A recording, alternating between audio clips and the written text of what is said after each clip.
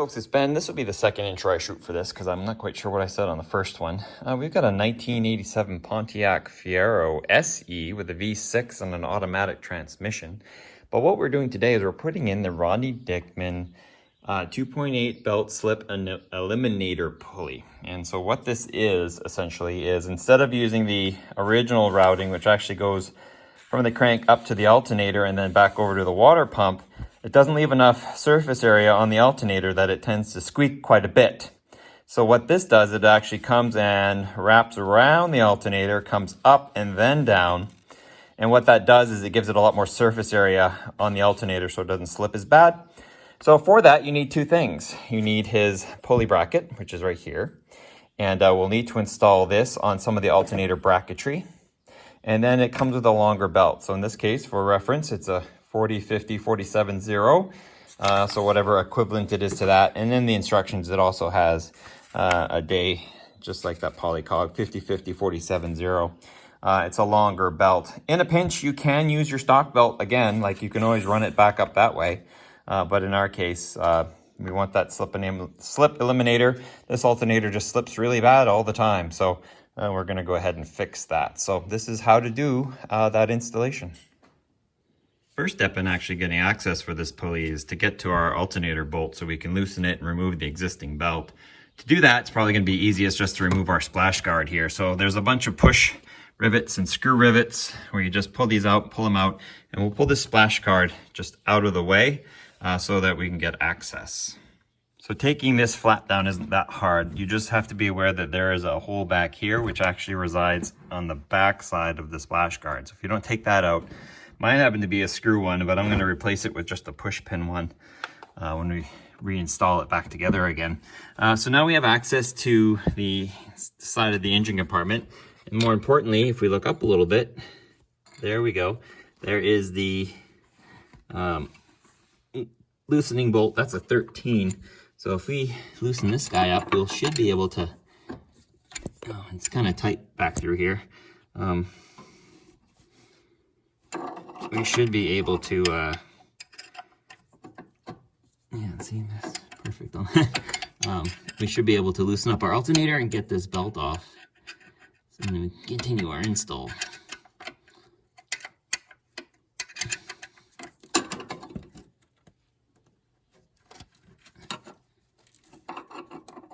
There, that's loose, and we can take the belt off now. Top side, and a lot of this install is going to be top side. You can pry this belt off and release it from everything, release some dust. And this belt we can keep as a emergency belt. We can bypass, like I say, the tensioner if we have to, but I think we'll be fine. This is an endurance car. We're not going anywhere crazy, just local car shows and stuff like that. So ultimately what we're looking to do is on our alternator bracket, that's where our alternator hangs. This is our connection. So there's a bolt actually below it. You can see them right from here. Yeah, it is these two guys. So it's lots of dust. This guy here and this guy here right above it. So those two need to come out, and then our pulley assembly, judging by the way it's layered out, actually comes down like such, and so it'll sit on those two holes right here, and that of course lines up nice with our belt tensioner as well. Not a lot of space in here either, but looks pretty good actually. Yeah, everything lines up nice. So we'll take these two bolts out. We can. I don't think we're violating the water jacket or anything like that. So I think we're probably dealing with a 15 and an 18 to get those two out. Well, let's start with the upper 15. And my alternator is free, by the way, because we just replaced it. So this is one of those, we changed it and it still sucked. So let's go ahead and, this one wasn't too gross to undo anyway, so okay. So what's up with that? Let's pull that one out. Oh, we anti-seize them all too, so that helps a lot. That's a long one. Yeesh. Okay, that's the 15, and the 18 is another socket, another inch for that. 18's down here. Is it an 18? Yes, it is. This is probably the worst ratchet for the job. There we go. It's like we were recently in here, and with anti-seize, everything is nice and free. This one's gonna fight me out though. There it is. So here's this big guy here. Now, the pulley goes in only one way, and it's even shown on the diagram, the top part it being lower on the bar, so you can see there's more on the top than there's on the bottom.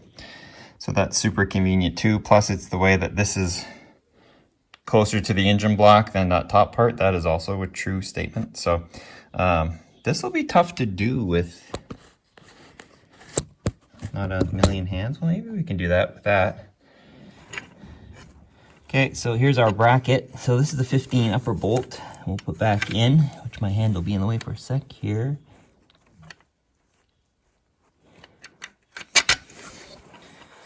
We can go ahead and put most of that in, and then we'll line up the lower bolt.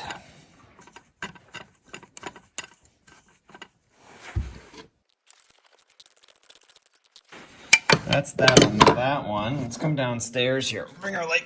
Actually, we'll leave our light here, see if we can shine down on it. Now, this guy has a washer, so we'll want to keep that on the outside of our bracket here. And can we see anything? Nope, we're feeling around. There's our pulley. There's our hole. And boom, and we're in the hole now. So more threading to do. I'll see if I can see it from upstairs here.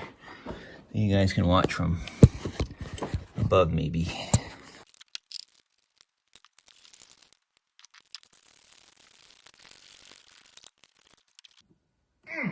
Well, that one's nice and tight. Since we already had the upper one in, let's go ahead and see if I can sneak in here without bumping the camera and finish this guy off. So it'll be nice and tight.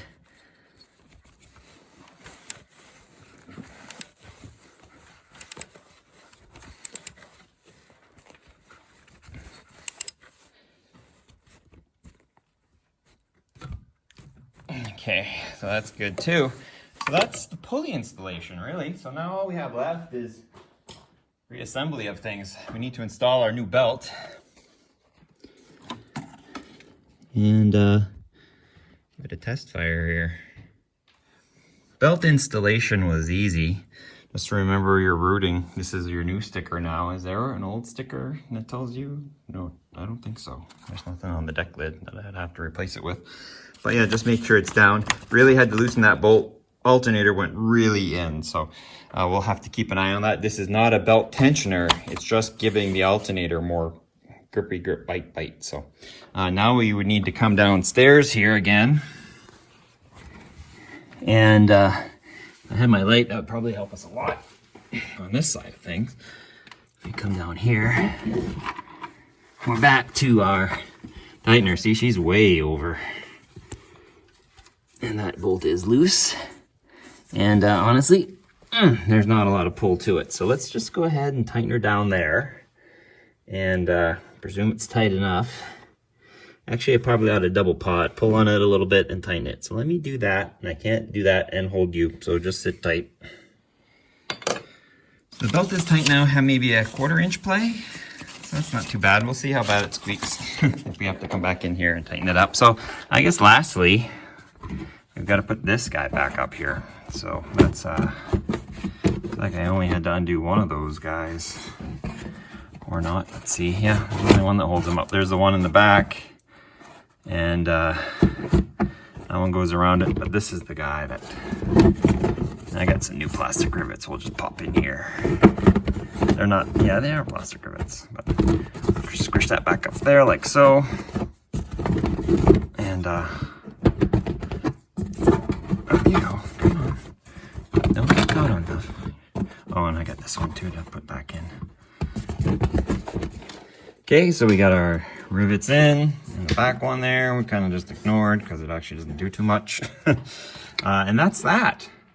So I guess what we can do is a startup and see how loud it's pretty loud, but let's see if it screams or not, or if we actually get the alternator. In fact, we don't even have to watch it back here, but we will anyway. So let's hook the battery up because we disconnected that. And we got some other things to test on this car while we're doing that. And then I got to do some manifold work, so we're not going to run it too long, just enough to get it to buzz over. So we have our view of the pulley here, but what we're actually going to do is, let's move my flashlight off the motor itself. But let's go ahead and head inside here and see how well we pick up voltage. So go ahead and crank it over.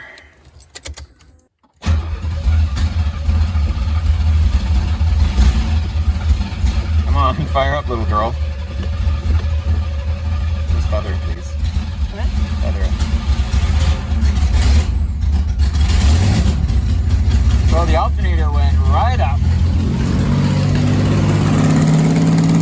It sounds like a race car because our number 6 cylinder has no bolts in the manifold there, but look at her go. Perfect. We got good voltage. So that's that. Let's turn it right off because, like I said, I got to work on that next. But if you have any questions on Rodney Dickman's kit, it's awesome. He's a great guy. My understanding is I bought stuff from him for years. Somebody please buy his business and continue on his awesome work so he can kind of work on the side and have fun with it. But if you have any questions, comments, leave them and subscribe to my channel, Turbo231, for more Fiero work. We've got the 1988 GT, which we will see this year. We have the 87 SE, which we're currently trying to get ready for a show next weekend. That's today's Saturday, so it's next Saturday. And the 84 is waiting for me to stop buying cars so I can get to it. It's going to have, we're going to pull the head on it first, make sure our head gasket isn't toast. Maybe that's what's kicking our butt. So we got lots of stuff to do. We'll see you next time. I got to kill 20 seconds. I guess I could talk about stuff. The cards are running. Yeah, this number 6 cylinder, go back there. And yeah, there's no manifold bolt on number 6, nor in the stud's loose. So it's like nothing is holding it against the block. So she's just the leaky. And I think she'll quiet down if we can seal that up a little bit. And